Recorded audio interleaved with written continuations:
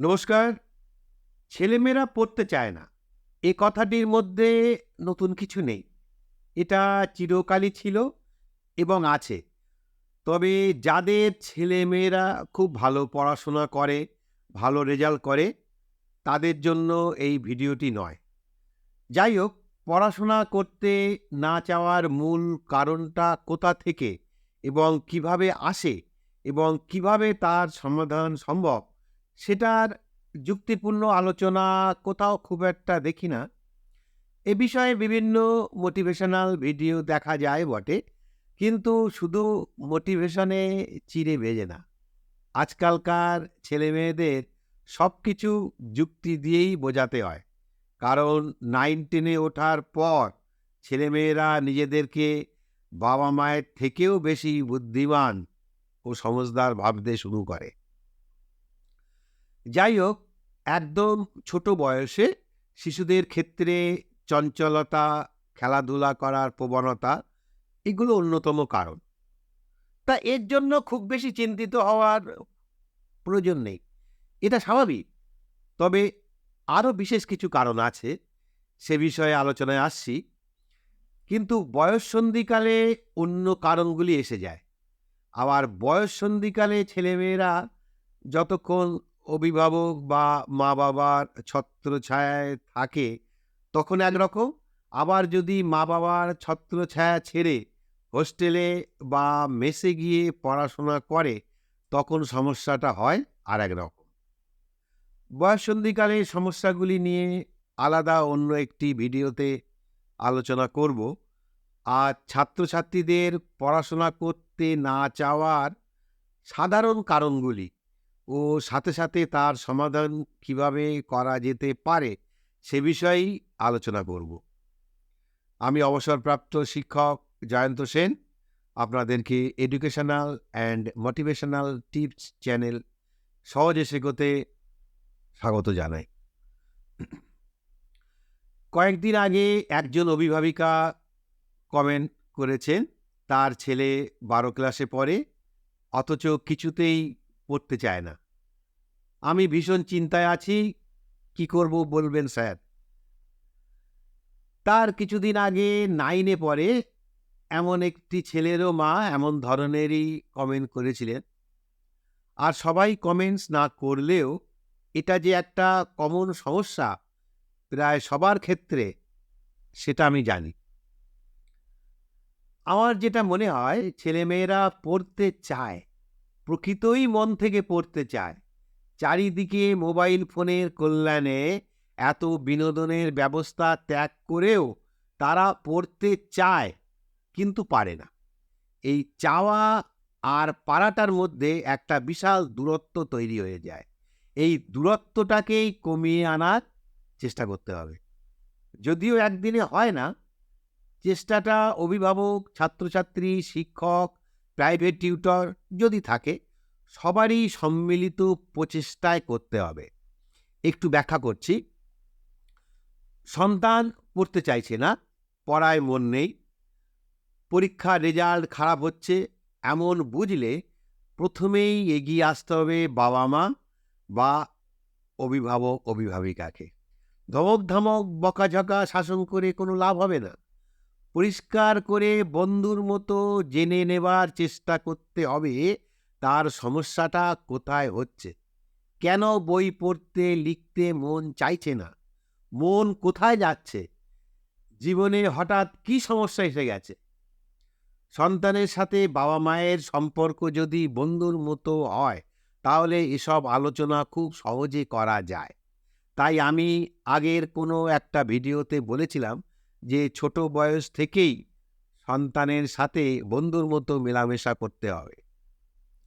যদিও আমরা যখন ছোট ছিলাম তখন আমাদের বাবা জ্যাঠাদের দেখে আমরা ভয়ে কাঁপতাম। তারা তাদের গম্ভীর গম্ভীর ভাব নিয়ে থাকতেন, তাতে কোনো সমস্যা ছিল না। কারণ যৌথ ফ্যামিলি ছিল তখন, অনেক ভাই বোন থাকতো পরিবারে, একসঙ্গে মাঠে ঘাটে আনন্দে খেলা করে বেড়াতাম, একে অপরের সমস্যাগুলো মন খুলে শেয়ার করতে পারতাম। সে যুগ এখন গেছে। এখন বেশিরভাগ পরিবারে একটি সন্তান, বেশিরভাগটা সময় তাকে চার দেয়ালের মধ্যেই আবদ্ধ থাকতে হয়। এখন তারও তো মেলামেশা, আনন্দ করা, খেলাধুলা করার দরকার আছে। পরিবারে অন্য কেউ তেমন না থাকলে সেই দায়িত্বটা ছোটবেলা থেকে বাবা মাকেই নিতে হবে, যাতে কোনো রকম সমস্যায় পড়লে ছেলেমেয়েরা নির্দ্বিধায় বাবা মাকে বলতে পারে। এমন একটি আবহ পরিবারে গড়ে তুলতে হবে। ছেলেমেয়েরা যদি পড়াশোনা ঠিকমতো না করে, তাহলে তার পিছনের প্রধান কারণটা হচ্ছে যেটা পড়ছে সেটা ঠিকমতো মাথায় ঢুকছে না বলে মনে থাকছে না, যার জন্য পড়তে ইন্টারেস্ট পাচ্ছে না। তাই যদি হয়, তাহলে বুঝতে হবে কোথাও একটা বেস কাঁচা আছে, যার জন্য পড়াশোনায় সমস্যা হচ্ছে। সেক্ষেত্রে পরীক্ষার রেজাল্টের কথা মাথায় না রেখে যেখানে তার বেস কাঁচা, সেখান থেকে সেটা ঠিক করার চেষ্টা করতে হবে। কিন্তু সেটাই করা হয় না। কেউ এটাকে নিয়ে বড় একটা মাথা ঘামায় না। ছেলে পরপর ক্লাসে উঠে যাচ্ছে, সবাই তার পরীক্ষার রেজাল্ট নিয়ে চিন্তিত। কিন্তু খারাপ রেজাল্টটা যে তার বেশ কাঁচা থাকার দরুন হচ্ছে এবং ভিত নড়বড়ে বলে পড়া মাথায় ঢুকছে না এবং তাই পড়তে ইন্টারেস্ট পাচ্ছে না, এই কথাটাকেই কেউ গুরুত্ব দিতে চান না। এখন হয় কি, অভিভাবক ভাববেন আমি তো ২-৪টে প্রাইভেট টিউটর রেখেই দিয়েছি, সুতরাং তার দায়িত্ব শেষ। না, এসব ক্ষেত্রে অভিভাবকদের দায়িত্ব সবচেয়ে বেশি। কেন বেশি সেটা আলোচনায় পরপর আসছি। এবার আসি প্রাইভেট টিউটরদের কথায়। প্রাইভেট টিউটরের সাধারণত টার্গেট থাকে পরীক্ষায় ভালো নম্বর। সেজন্য তিনি ছাত্রকে নোট, সাজেশন সবই দেন। কঠিন বিষয় ছাত্রকে বুঝিয়ে দেওয়ার চেষ্টা করেন। সব ঠিক আছে, কিন্তু শেষ পর্যন্ত পড়া পড়ে মনে রাখতে হবে তো ছাত্রকেই। এবার আসি স্কুলের কথায়। স্কুল টিচারের সমস্যা হচ্ছে তার ক্লাসরুমে ৪০ মিনিট সময়ের মধ্যে ৪০-৫০ জন ছাত্রছাত্রী সবাইকে আলাদা আলাদাভাবে নজর দেওয়া সম্ভব হয় না। তার ব্ল্যাকবোর্ড বা ডিজিটাল বোর্ড নির্ভর টিচার সেন্টার্ড টিচিং মেথডে বেশি লাভবান হয় এগিয়ে থাকা ছাত্রছাত্রীরাই। পড়াশোনায় যে যত এগিয়ে, দিনের পর দিন শিক্ষকদের কাছ থেকে তারাই তত বেশি পায়। স্টুডেন্ট সেন্টার্ড টিচিং মেথডও আছে। পিছিয়ে পড়া ছাত্রছাত্রীদের জন্য রিমিডিয়াল ক্লাসেরও ব্যবস্থা রাখার কথা বলা হয় বটে, কিন্তু বিদ্যালয়ে উপযুক্ত শিক্ষকের ঘাটতি থাকলে সেসব সম্ভব হয় না। শিক্ষকদের মেন টার্গেট থাকে সিলেবাস শেষ করা। এখন সিলেবাসের চাপ পড়তে থাকলে পিছিয়ে পড়া ছাত্রছাত্রীরা ক্রমশ আরও পিছিয়ে যায়। এই যে কথাটা বললাম, ক্রমশ আরও পিছিয়ে যায়, এটাকেই রোধ করতে হবে। তাই যেসব ছাত্রদের রেজাল্ট খারাপ হয় এবং পড়াশোনায় মন লাগে না, তাদের জন্য মোটামুটি ২ বছরের একটা লক্ষ্য স্থির করতে হবে অভিভাবকদেরকে। প্রথম বছর পরীক্ষার রেজাল্টের কথা ভুলে যেতে হবে। যা হোক করে পাশ করলেই হবে। রোল নাম্বার যদি অনেক পিছিয়ে যায় তাতেও কোনো ব্যাপার নেই। এই প্রথম বছরটায় সন্তানের জন্য স্পেশাল টিউটরের ব্যবস্থা করতে হবে। সেই সাবজেক্টগুলির ওপরে জোর দিতে হবে যেখানে ছাত্রছাত্রীরা দুর্বল। বেশিরভাগ ক্ষেত্রে দেখা যাবে তারা ইংরাজি ও অঙ্কে কাঁচা। ইংরাজি ও অঙ্কের দুর্বলতা কাটিয়ে ওঠার জন্য নিচু ক্লাসের বই জোগাড় করে সেগুলি আগে ভালো করে রপ্ত করে নিতে হবে। বেশি কিছু করতে লাগবে না। অঙ্কের যোগ, বিয়োগ, গুণ, ভাগ এই 4টে জিনিসই খুব ভালো করে বারবার প্র্যাকটিস করতে হবে। জানা অঙ্ক অর্থাৎ যোগ, বিয়োগ, গুণ, ভাগ বারবার বারবার প্র্যাকটিস করবে। এমনভাবে প্র্যাকটিস করতে হবে যেন আগে যে অঙ্কটা কষতে 2 মিনিট সময় লাগতো, সেটা এখন 30 সেকেন্ডের মধ্যেই হয়ে যায়। অঙ্ক সহজ হবে, কিন্তু গতিটাকে বাড়াতে হবে। পরবর্তীকালে অঙ্কের যা কিছুই আসবে সবই কিন্তু এই যোগ বিয়োগ গুণ ভাগের উপর ভিত্তি করেই হবে। বেশি চাপ না নিয়ে শুধুমাত্র দুটি জিনিস ধরলাম, গুণ ও ভাগ। এই দুটি যদি ছাত্রছাত্রীরা বারবার দ্রুততার সঙ্গে নির্ভুলভাবে করতে পারে, তাহলে দেখবেন অটোমেটিক্যালি তাদের লেখাপড়ার প্রতি আগ্রহ বেড়ে যাবে। গুণের মধ্যে যোগ আছে আর ভাগের মধ্যে বিয়োগ আছে, এতেই তার ভিত তৈরি হবে। তা এটুকুর জন্য আর কত সময় প্রয়োজন? বড়জোর কয়েক সপ্তাহ। তারপর অঙ্কের অন্য জিনিসগুলি প্র্যাকটিস করা শুরু করবে।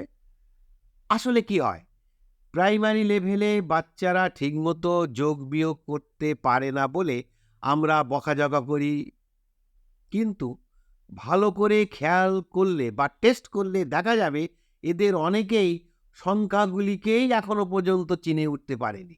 ছোট থেকেই প্র্যাকটিস করানো হয়েছে, এই 1 থেকে 100 লেখো তো।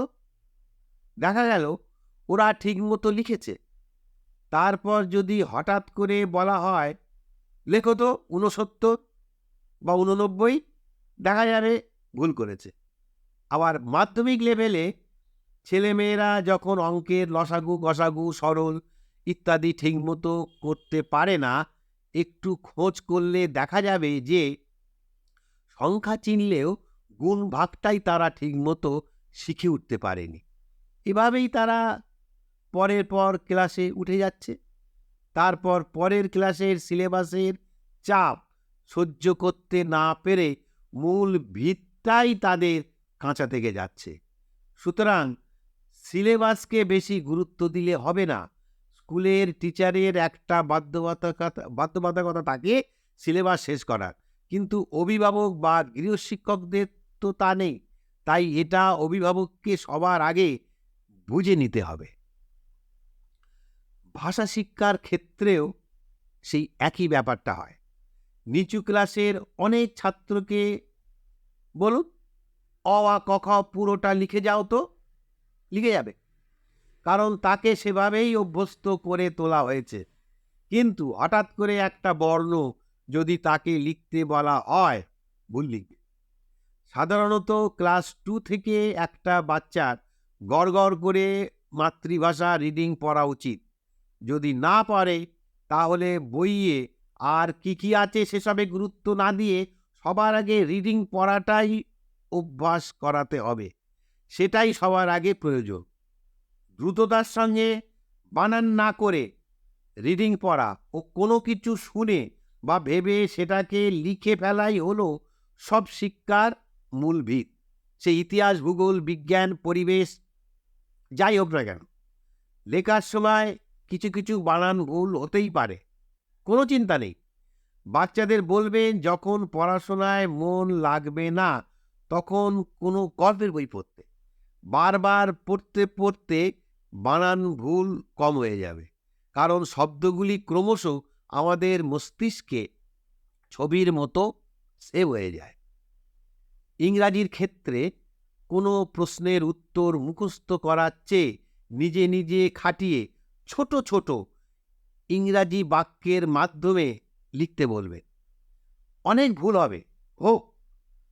তখন মাতৃভাষায় লেখা অপেক্ষাকৃত নিচু ক্লাসের স্ট্যান্ডার্ডের সহজ সরল একটি ইংরাজি গ্রামার বই জোগাড় করে বাচ্চাদেরকে নিজে নিজেই পড়তে বলবেন। তো তখন বাস্তবেই ওরা কিছু শিখবে, সেটাই প্রয়োজন। মুখস্থ করা অনেক কঠিন কাজ, বোরিং, কারোরই করতে ইচ্ছে হয় না। বরং ছোট থেকেই বাচ্চাদের সেলফ রিডিং করার উৎসাহ দেবেন। এ বিষয়ে আমার এই ভিডিওটি দেখে নিতে পারেন। মূল কথা হলো, পরীক্ষার নম্বরের কথা চিন্তা না করে একটা বছর অন্তত নিজের সন্তানকে এইভাবে সময় দিন। খুব বেশি করে গাইড করুন। ওরা যখন পড়াশোনা করে বাড়িতে, ওদের হাবভাব নড়াচড়া দেখলেই বোঝা যায় যে সত্যিকারে মন লাগিয়ে পড়ছে নাকি অন্য কোথাও মন ঘুরপাক খাচ্ছে। শুধু চোখটা পড়ে আছে বইয়ের পাতার দিকে। সেরকম বুঝলে খোলাখুলি সন্তানের সঙ্গে আলোচনা করুন। গায়ে মাথায় হাত বুলিয়ে বলুন যে আমরা তোমার পাশে আছি সবসময়, তুমি চিন্তা করছো কেন? পরীক্ষার রেজাল্ট খারাপ হয় ওকে, পরের বছর আবার চেষ্টা করবে। জীবন কি ফুরিয়ে যাচ্ছে? প্রিয় অভিভাবক, অন্যথায় কিন্তু আপনার সন্তান পরপর পিছিয়ে পড়তে পারে, আর যেটা মোটেই কাম্য নয়। মোদ্দা কথা হলো, বেশি চাপ পড়লে চাপ কমিয়ে দিতে হবে। সামান্য কিছুটা শেখার পরে বাহবা পেলে দেখবেন ওর শেখার আগ্রহ এত বাড়বে যে তার শেখার পরিমাণ ক্রমশ বৃদ্ধি পেতেই থাকবে। আজ আলোচনা এখানেই ইতি টানছি। তবে এসব আলোচনা এই চ্যানেলে চলতেই থাকবে। সাবস্ক্রাইব না করে থাকলে অবশ্যই করবেন এবং অল নোটিফিকেশান সেট করে দেবেন বেল আইকন চেপে। এটা অনুরোধ রইল। আর একটা অনুরোধ, পছন্দ হলে অবশ্যই একটু কষ্ট করে লাইক করবেন, কারণ ওটাই আমাদের মোটিভেশন। ধন্যবাদ, ভালো থাকবেন, সুস্থ থাকবেন। পরের ভিডিওতে আবার দেখা হবে, কথা হবে।